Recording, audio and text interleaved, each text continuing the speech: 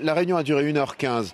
Le chef de l'État a voulu réunir tous ses ministres tout simplement pour leur expliquer sa démarche. La plupart d'entre eux n'étaient pas au courant. Quelques-uns étaient dans la confidence de la dissolution avant qu'elle ne soit annoncée par le chef de l'État. Et l'objectif d'Emmanuel Macron, eh bien, c'était d'expliquer sa démarche, d'expliquer qu'il fallait laisser la démocratie s'exprimer, qu'il ne fallait pas avoir peur du vote des Français, mais aussi pour sonner la mobilisation générale, pour bien leur expliquer qu'il fallait être sur le pont pour cette campagne, que lui-même, le chef de l'État, allait s'engager dans cette campagne pour essayer d'obtenir un bon résultat, un message d'espoir. Il a dit voilà, il faut faire confiance aux Français dans ces moments, et évidemment, c'est sans doute une surprise pour une partie, ça a été une surprise pour une partie des ministres, c'est sûr.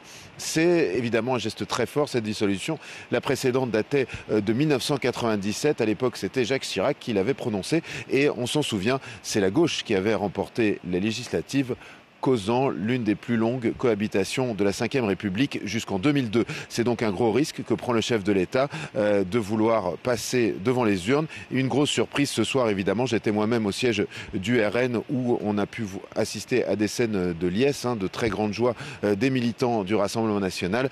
Mais là, évidemment, il va falloir se mettre en ordre de bataille pour aller faire campagne et mobiliser les Français.